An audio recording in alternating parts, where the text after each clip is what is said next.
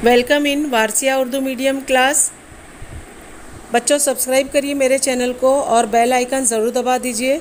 और यहाँ पर हम गज़ल चौथी का तशरीह भी करेंगे और सभी सवाल जवाब को हल करेंगे।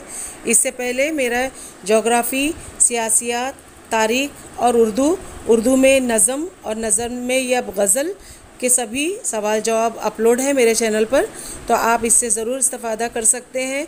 घर बैठे ऑनलाइन काम में इसमें कामयाबी हासिल कर सकते हैं। तो चलिए बच्चों, चौथी गज़ल को तशरीह करते हैं। अस्सलाम वालेकुम। तो बच्चों, आज हम गज़ल 4 को मुकम्मल करेंगे जिसे फ़ानी बदायूं ने लिखी है। तो पहली बात में देखते हैं।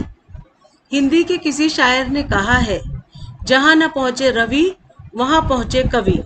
यानी सूरज जहाँ नहीं पहुँच पाता, शायर अपनी सोच और तुखैल की मदद से वहाँ पहुँच जाता है।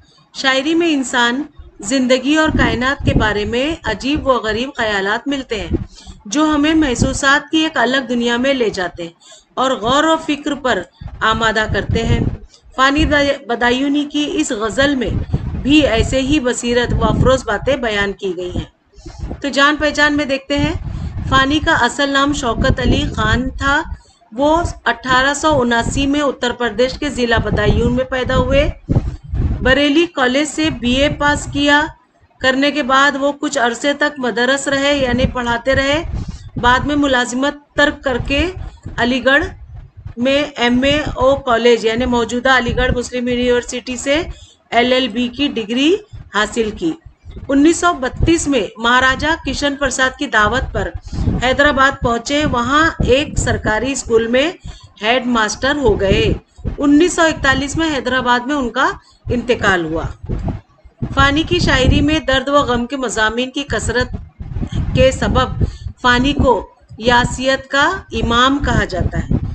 अरफानियात फ़ानी, वजदानियात फ़ानी और बाकियात फ़ानी उनकी शेरी मजमुए हैं। तो चलिए उनके यहाँ पे गज़ल देख लेते हैं। खल्क कहती है जिसे दिल तेरे दीवाने का, खल्क कहती है जिसे दिल तेरे दीवाने का, एक गोशा है ये दुनिया उसी वीराने का। तो चलिए हम इसकी तशरीह देखते हैं। देखिए, ये पहले की तशरीह है कि इस वसी व अरीज कायनात में दुनिया की हैसियत एक गोशे ही की सी है। उसी मुनासिबत से शायर अपने दिल को कायनात से ताबीर करता है। वो कहता है कि ए महबूब, दुनिया के लोग जैसे तेरे दीवाने का दिल देख कहते हैं, वो एक वीराना है, एक उजाड़, एक गैर आबस सुनसान जगह, जज्बात व एहसासात से आरी, जी रूह से खाली, और ये दुनिया उसी वीराने का एक हिस्सा है, एक गोशा है। तो यहाँ पे देखिए अगला शेर है गज़ल का। एक मुअम्मा है समझने का ना समझाने का, जिंदगी का है को है, ख्वाब है दीवाने का। मुअम्मा यानी पहेली। चलिए हम इसकी तशरीह से हम इसे समझेंगे। तशरीह 2। शायर ने जिंदगी को ख्वाब कहा है, ख्वाब जिसकी कोई हकीकत नहीं होती, और ख्वाब भी किसका, एक मख्तमुल हवास का, एक फातिरुल अक्ल का, एक ऐसे शख्स का जो सही उल दिमाग ना हो। ऐसे शख्स के ख्वाब की भला क्या हकीकत हो सकती है। राज है हयात को समझना और ज़िंदगी की हकीकतों को जानना एक इंतहाई मुश्किल काम है। ये एक ऐसा पेचीदा मुअम्मा है जिसे ना समझा जा सकता है और ना समझाया जा सकता है। तो अगली हम शेर की जो है तशरीह करेंगे। ये अगला शेर है। जिंदगी भी तो पशिमा है यहाँ लाके मुझे, पशिमा होना यानी शर्मिंदा है, यहाँ लाके मुझे, यहाँ लाना यानी दुनिया में लाना। ढूंढती है कोई हीला मेरे मर जाने का, हीला यानी बहाना, बहाना जो होता है वो हीला भी कहलाता है। तो चलिए हम ये तीसरे शेर की तशरीह करते हैं। शायर कहता है कि मुझे आलम अदम से आलम वजूद में लाकर जिंदगी खुद शर्मिंदा और नादम है। अब जिंदगी को मेरा वजूद बेकार व बेमतलब महसूस होने लगा है और वो चाहती है कि मैं आलम वजूद से मुल्क आदम लौट जाऊं। इसीलिए अब वो मेरे मरने का कोई बहाना ढूंढ रही है। अगला शेर है। तुमने देखा है कभी घर को बदलते हुए रंग, आओ देखो ना तमाशा मेरे गम खाने का। तो ये जो चौथा शेर है हम उसकी तशरीह करेंगे। आफत नागहानी के वक्त अगर अपनों का साथ मिल जाए तो हिम्मत बन जाती है और इंसान हालात का मुकाबला कर लेता है, मगर जब अपने भी आंखें फेर ले तो इंसान टूट जाता है। कुछ ऐसी ही कैफियत को शायर ने अपने अंदाज में इस शेर में बयान किया है। इस अफराद खाना उसकी मुखालिफत पर उतर आए हैं और घर मातम कुदा बना हुआ है। घर में चीख पुकार मची हुई और एक अजीब तमाशा हो रहा है। इसलिए शायर बड़े अफसोसनाक लहजे में गोया है कि तुमने कभी घर को रंग बदलते देखा है। आसमान का रंग बदलना उर्दू शायरी में ज़रबुल मसल बन चुका है, मगर घर का रंग बदलना ये शायर की नदरत है। वो लोगों से कहता है कि आओ और मेरे घर का तमाशा देखो। अगला शेर है, दिल से पहुंची तो है आंखों में लहू की बूंदे, दिल से पहुंची तो है आंखों में लहू की बूंदे, सिलसिला शीशे से मिलता तो है पैमाने का। यहाँ देखिए, शायर की आंखों की सुर्खी उन लहू के बूंदों की सबब है जो दिल से आंखों में पहुंचती है। इसी तरह शीशे से पैमाने में शराब उंडेली जाती है तो वो पैमाना भी सुर्ख दिखाई देता है। यानी जो सिलसिला दिल से आंखों का है वही सिलसिला शीशे से पैमाने का है। गम रोजगार का है। शायर को इस दर्जे रंजीदा खातिर क्या है कि उसका दिल खून हुआ है और आंखें खून के आंसू रो रही हैं। इसलिए शायर ये कहना चाहता है कि मेरी आंखों की सुर्खी शराब की मरहून मिन्नत नहीं है, बल्कि इस खून होते हुए दिल की बदौलत है जो गम हाय रोजगार का मारा हुआ है। इस शेर में सनते इस्तारा इस्तेमाल हुई है। ये देखिए, आखिरी शेर में हम देखेंगे, हर नफ्स से उम्र गुज़िश्ता से है मैयते फ़ानी, हर नफ्स से उम्र गुज़िश्ता की है मैयत फ़ानी, जिंदगी नाम है मरमर के जीने मरमर के जिए जाने का, जिंदगी नाम है मरमर के जिए जाने का। उम्र गुज़िश्ता से मुराद है गुजरी हुई उम्र। तो हम इसकी भी तशरीह कर लेते हैं। यहाँ पे देखिए, आखिरी, जिंदगी और मौत के दरमियान का फासला हर जी रूह का अरसे हयात होता है जो बढ़ती उम्र के साथ घटता जाता है, और एक वक्त ऐसा आता है जब तार नफ्स का सिलसिला टूट जाता है और वो दीनवी आलाइश व अलाइक से आज़ाद हो जाता है, दीनवी आलाइश व अलाइक से आज़ाद हो जाता है। शायर कहता है कि हर सांस गुजरी हुई उम्र की मैयत है। उम्र गुजरती जाती है और इंसान मौत से करीब होता जाता है। इस अरसे हयात में उसे बेशुमार मसायब और वह आलाम को झेलना पड़ता है, तकलीफ़ें और सौबतें बर्दाश्त करनी पड़ती हैं। इसके लिए ज़िंदगी कभी राहत फ़िज़ा होती है तो कभी रूह फ़रसा साबित होती है। वो रोज़ मरता है और रोज़ जीता है। इसलिए शायर मर मर के जीने को ज़िंदगी का नाम देता है। तो बच्चों, यहाँ पर हमारी ये गज़ल चौथी मुकम्मल हुई। तो चलिए मानी व इशारा देखते हैं। तो पहला है पशेमा होना यानी शर्मिंदा होना, हीला लगना यानी बहाना होना, उम्र गुज़िश्ता यानी गुजरी हुई उम्र। तो यहाँ पे तीनों मानी इशारात मुकम्मल हुए। यहाँ मशकी सरगर्मियाँ मुकम्मल करेंगे। तो जिसमें पहला है, गज़ल पढ़कर झेल की सरगर्मियों को हिदायत के मुताबिक मुकम्मल कीजिए। तो गज़ल पढ़ के हमें हिदायत के मुताबिक इसके सवाल जवाब मुकम्मल करने हैं। तो यहाँ पर पहला सवाल के लिए हम यहाँ से पेन ले लेंगे ताकि हम इस पे अंडरलाइन करके आपको अच्छे से समझा सके। पहला सवाल, शायर के मुताबिक दुनिया की हैसियत लिखिए। शायर के मुताबिक इस वसी व अरीज़ कायनात में दुनिया की हैसियत एक गोशे की सी है।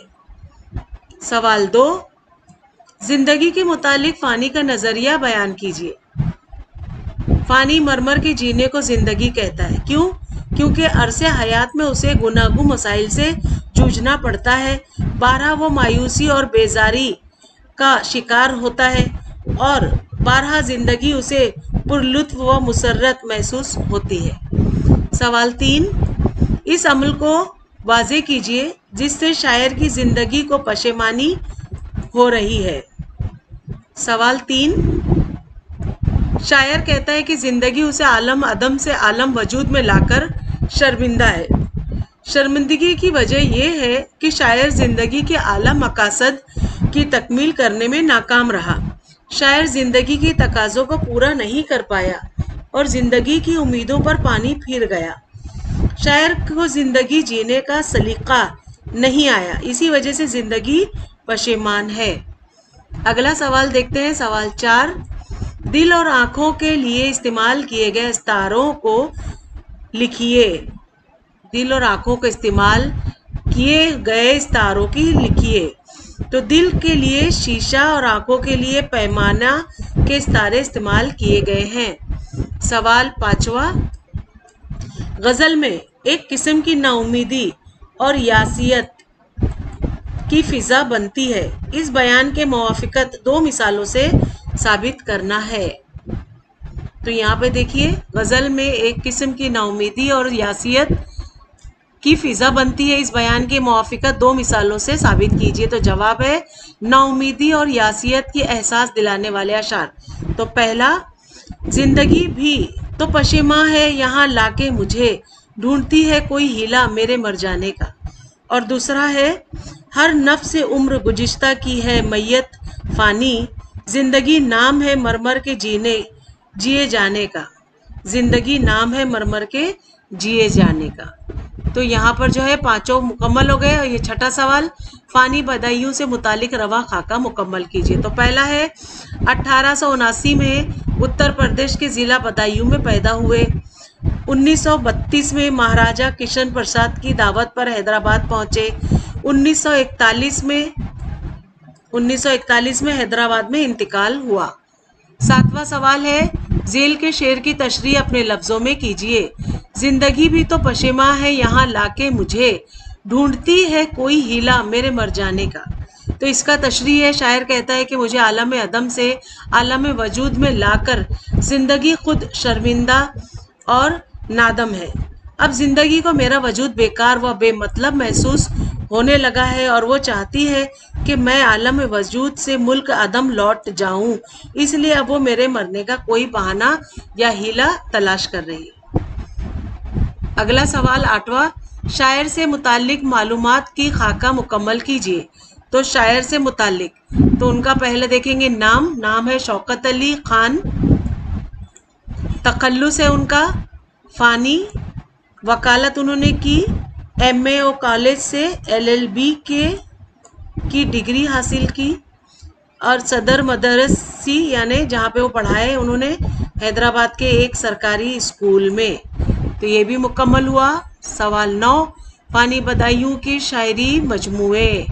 पहला है अरफानियात फ़ानी, वजदानियात फ़ानी और बाकियात फ़ानी। तो ये भी डन हो गया। सवाल 10, हिदायत के मुताबिक शेर लिखिए। मुतला लिखना है। मुतला क्या है? एक मुअम्मा है, समझने का ना समझाने का। जिंदगी का है, जिंदगी काहे को है, ख्वाब है दीवाने का। अब हुस्ने मुतला, खल्क कहती है जिसे दिल तेरे दीवाने का, एक गोशा है ये दुनिया उसी वीराने का। मुक्ता क्या है? हर नफ्स उम्र गुज़िश्ता की है मैयत फ़ानी, जिंदगी नाम है मरमर के जिए जाने का। सन्नत सितारा क्या शेर कौन सा है? तो ये है, दिल से पहुंची तो है आंखों में लहू की बूंदे, सिलसिला शीशे से मिलता तो है पैमाने का। तो ये भी यहाँ पर डन हो गया। अब एक्स्ट्रा मालूमात में हम देखेंगे तस्वुराती हुस्न। दर्जे ज़ेल शेर में तस्वुर के हुस्न की वजाहत कीजिए। तो दिल से पहुंची तो है आंखों में लहू की बूंदे, सिलसिला शीशे से मिलता तो है पैमाने का। तो इसका जवाब है, शायर ने आंखों की सुर्खी के सबब ये बताया है कि दिल खून हो गया है, खून की वो बूंदे आंखों में आ गई हैं, इसके लिए आंखों सुर्ख हो गई हैं। जिस तरह सुराही शीशे से पैमाने में शराब उंडेली जाती है, इसी तरह दिल के शीशे से खून की बूंदें आंखों के पैमाने में आ गई हैं। दिल को शीशा और आंखों के पैमाना कहकर शायर ने खूबसूरत इस्तारा इस्तेमाल किया है। शेर में इस तस्वुर का हुस्न बददर्जे उत्तम मौजूद है। एक्स्ट्रा मालूमात में बच्चों हम देखेंगे, जिंदगी के मुतालिक शायर के नज़रिए को अपने अल्फाज में बयान कीजिए। तो जवाब है, शायर का नज़रिया है कि ज़िंदगी को समझना बड़ा मुश्किल है। किसी की ज़िंदगी खुशियों भरी होती है तो किसी की जिंदगी गम ही गम भरी होते हैं। इसी बात को शायर ने बड़े खूबसूरत अंदाज में बयान किया है कि जिंदगी एक ऐसी पहेली है जिसे न कोई समझ सकता है और ना समझा सकता है। गोया जिंदगी दीवाने का ख्वाब है जिसकी ताबीर समझना बहुत मुश्किल है। यहाँ पे एक्स्ट्रा मालूमात में बच्चों हम देखेंगे मानवी हुस्न खल्क कहती है जिसे दिल तेरे दीवाने का, एक गोशा है ये दुनिया उसी वीराने का। इस शेर की सनत नाम का सन्नत की तारीफ कीजिए लिखिए। अब सन्नत का नाम है सन्नत मुबालगा। तारीफ है, शेर में जब ऐसी कोई बात कही जाए कि उसका वाक़ई होना मुमकिन ना हो तो इस सन्नत को सन्नत मुबालगा कहते हैं। ये भी डन हो गया। अब यहाँ पे देखिए कवायद, सवाल 4 कवायद में हम देखेंगे कि दिल और आँखों के लिए इस्तेमाल किए गए इस्तारों को लिखिए। तो जवाब है, दिल के लिए शीशा और आँखों के लिए पैमाने के इस्तारे इस्तेमाल किए गए। कवायद में हम देखेंगे दर्जे झेल अशार में इस्तेमाल की गई सनतों के नाम बताना है। पहला है, एक मुअम्मा है समझने का न समझाने का, जिंदगी काहे को है ख्वाब है दीवाने का। तो ये जो है ये सनते जायद है, तजनी से जायद। अब इसमें जायद क्या है, समझने और समझाने में जायद क्या है, अलीफ। ये अलीफ जो है वो जायद है, तो इसीलिए ये तजनी से जायद है क्योंकि समझने और समझाने में अलीफ ज़्यादा है, तो इसलिए ये सनत तजनी से जायद है। अब दूसरा, दिल से पहुंची तो है आंखों में लहू की बूंदे, सिलसिला शीशे से मिलता तो है पैमाने का। ये सनत अस्तारा है। तीसरा देखते हैं, नारे नमरूद को किया गुलजार, दोस्त को यूं बचा लिया तूने। ये सनत तलमी है। यहाँ पे क्या हो जाता है, नमरूद की बात हो रही है, तो ये तलमी कब लगता है, जब हम तारीखी बात या मजहबी बात को शेर में देखते हैं तो उसे सनत तलमी कहा जाता है। तो यहाँ पे ये कवायद भी मुकम्मल हुई। अगला कवायद है, दर्जे झेल जुमलों के सामने सिन्फ सुखन का नाम लिखिए। तो पहला है, वो नज़म जिसका हर शेर मतलब के लिहाज से मुकम्मल और आज़ाद होता है वो कहलाता है गज़ल। दूसरा है, वो नज़म जो किसी बादशाह, अमीर, वज़ीर या मशहूर शख्सियत या शय की तारीफ में लिखी जाती है उसे कसीदा कहते हैं। तो बच्चों यहाँ पर हमारे कवायद मुकम्मल हुए। अब इजाफी मालूमात देखते हैं। मुखफ़िफ़ात व निशानात। अब इस किताब में उर्दू लिखने के लिए जो रस्मुल ख़त में इस्तेमाल किया गया है उसे नस्तालीक कहते हैं। इसी तर्ज तहरीर में चंद मखसूस मुखफ़िफ़ात और निशानात का चलन आम है। इनको मालूमात और आपको उर्दू पढ़ते वक्त मददगार साबित होंगी। तो बच्चों यहाँ पर आप इन सभी को देख लें, ये तीनों को, कि ये कहाँ पे कैसे लगाए जाते हैं, यह आपको समझने के लिए है। तो इसे नोट कर लें, अपने नोटबुक में इसे उतार के इसे अच्छे से समझ लें, ये इम्तिहान में आपके काम आ सकता है। तो लेसन अच्छा लगा हो तो प्लीज़ मेरे चैनल को सब्सक्राइब करें, लाइक करिए और अपने उर्दू मीडियम के दोस्तों में ज़रूर शेयर करिए ताकि उन्हें भी ना डाइजेस्ट खरीदना पड़े और ना ही कोई टेक्स्ट बुक। और मेरे बताए हुए सभी सवाल जवाबों से आप घर बैठे ऑनलाइन काम में कामयाबी हासिल कर सकते हैं। तो बच्चों मिलते हैं अगली गज़ल में नए लेसन के साथ, तब तक के लिए बाय बाय, टेक केयर।